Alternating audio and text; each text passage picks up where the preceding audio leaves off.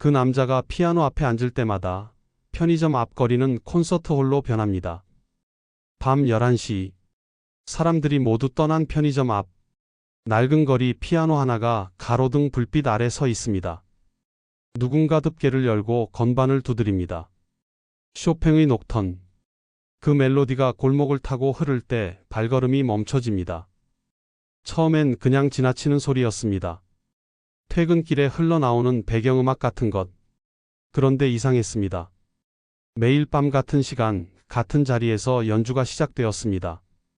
비가 오나 눈이 오나 일주일째 되던 날 궁금증이 커졌습니다. 누가 저렇게 매일 밤 피아노를 치는 걸까? 어느 날 일부러 일찍 퇴근했습니다. 편의점 구석에 서서 기다렸습니다. 11시 5분 전, 멀리서 한 사람이 걸어옵니다. 파란색 작업복, 등에 큰 가방, 택배 상자에 눌려 구겨진 어깨, 50대 중반쯤 되어 보이는 남자. 그가 피아노 앞에 섰습니다. 가방을 내려놓고 손을 한참 들여다봅니다. 테이프 자국과 상처투성이인 손. 그 손으로 천천히 건반을 쓰다듬습니다. 그리고 연주가 시작됩니다. 아, 이건 취미가 아니었습니다. 이건 습관도 아니었습니다. 이건 간절함이었습니다. 하루 종일 계단을 오르내리고 무거운 짐을 들고 고객의 짜증을 듣고 온 그 사람. 피아노 앞에 앉아서야 비로소 자기 자신이 되는 것처럼 보였습니다. 다음 날도 갔습니다. 그 다음 날도 일주일이 지났습니다. 그의 레퍼토리가 외워지기 시작했습니다. 월요일은 쇼팽, 화요일은 드뷔시, 수요일은 슈베르트. 한 달이 지났습니다.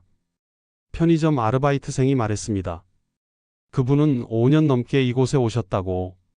비 오는 날만 빼고 매일 온다고. 5년, 1800일이 넘는 시간.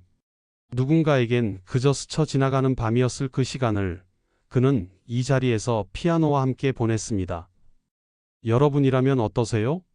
하루의 끝, 지친 몸을 이끌고 집에 가는 대신 낡은 피아노 앞에 앉는다는 것. 그게 어떤 의미일까요? 어느 금요일 밤이었습니다. 그날따라 연주가 달랐습니다. 평소보다 느렸습니다. 자꾸 멈췄습니다. 한 소절을 치고는 고개를 떨궜습니다. 다시 치고 또 멈췄습니다. 손가락이 떨리고 있었습니다. 이분 몸이 안 좋으신 건가? 다친 건가? 걱정이 밀려왔습니다. 하지만 다가갈 수 없었습니다. 그의 시간을 방해하면 안 될 것 같았습니다. 3분 뒤 연주가 멈췄습니다. 그는 한참을 그대로 앉아 있었습니다.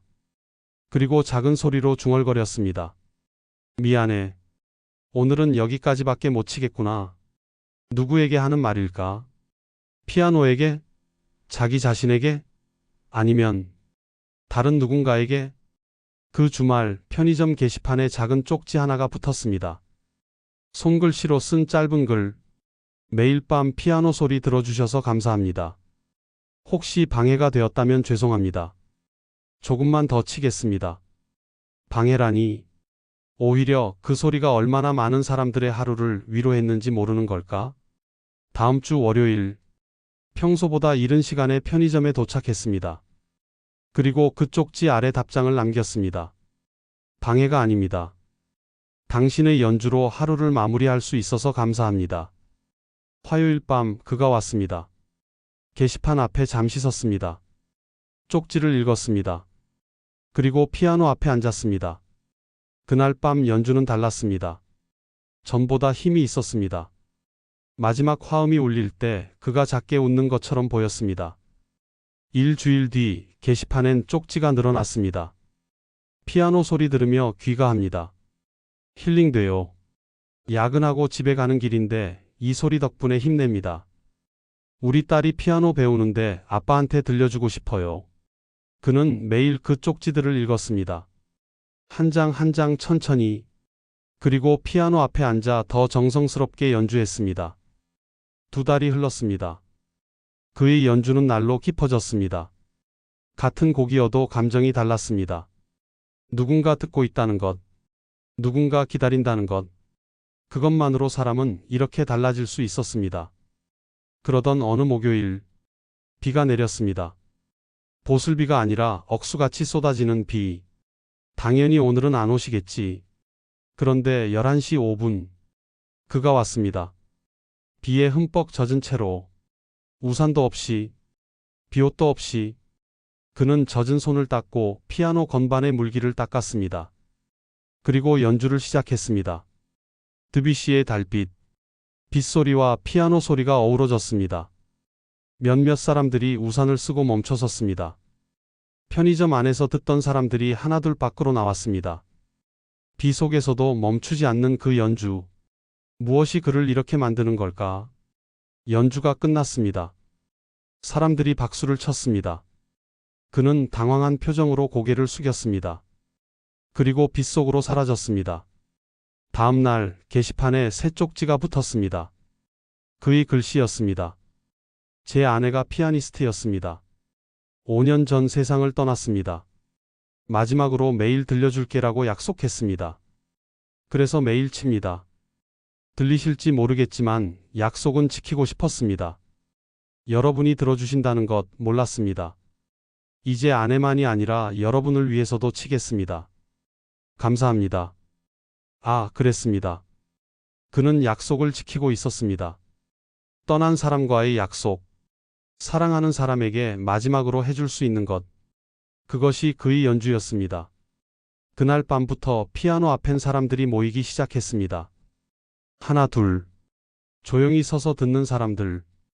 퇴근길 직장인, 학원 끝나고 가는 학생, 산책 나온 노부부. 그는 더 이상 혼자가 아니었습니다. 그의 약속은 혼자만의 것이 아니었습니다. 이제 그 약속은 이 거리를 지나는 모든 이들의 것이 되었습니다. 3개월이 지났습니다. 계절이 바뀌었습니다. 여름이 가고 가을이 왔습니다. 그의 연주는 계속되었습니다. 그리고 어느 날 그가 새로운 곡을 연주했습니다. 지금까지 한 번도 치지 않았던 곡. 슈만의 트로이메라이. 꿈이라는 뜻입니다. 마지막 음이 사라질 때 그가 하늘을 올려다봤습니다. 그리고 미소 지었습니다. 5년 만에 처음 보는 평온한 미소. 여보, 들렸어요? 이제 괜찮아요. 나 괜찮아요. 작은 목소리. 하지만 그 안엔 5년간의 슬픔과 그리움, 그리고 이제는 조금씩 아물어가는 상처가 담겨 있었습니다. 약속은 사람을 살게 합니다.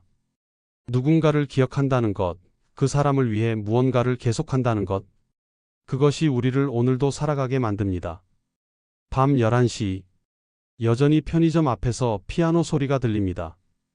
그 소리는 이제 한 사람만의 것이 아닙니다. 이 거리를 지나는 모든 이들의 위로이자 희망이자 작은 행복입니다. 당신에게도 그런 약속이 있나요? 누군가와의 약속, 자기 자신과의 약속, 힘들어도 지키고 싶은 그 무언가. 그것이 우리를 버티게 만듭니다. 그것이 우리를 살게 만듭니다. 오늘 밤도 그는 피아노 앞에 앉을 것입니다. 택배 가방을 내려놓고 상처난 손으로 건반을 어루만지며 그리고 연주할 것입니다. 사랑하는 사람을 위해, 그리고 이제는 당신을 위해서도. 만약 당신이 밤늦게 그 편의점 앞을 지나게 된다면 잠시 멈춰 서 보세요. 그 소리에 귀 기울여 보세요. 그 안에 담긴 이야기를, 그 안에 담긴 사랑을, 그리고 당신도 누군가의 연주가 되어 주세요. 당신만의 방식으로, 당신만의 약속으로. 이 이야기가 당신의 가슴에 작은 울림으로 남았다면 좋아요와 구독으로 함께 해주세요. 당신의 공감 하나하나가 또 다른 누군가의 연주가 됩니다. 다음에도 더 따뜻한 이야기로 찾아오겠습니다.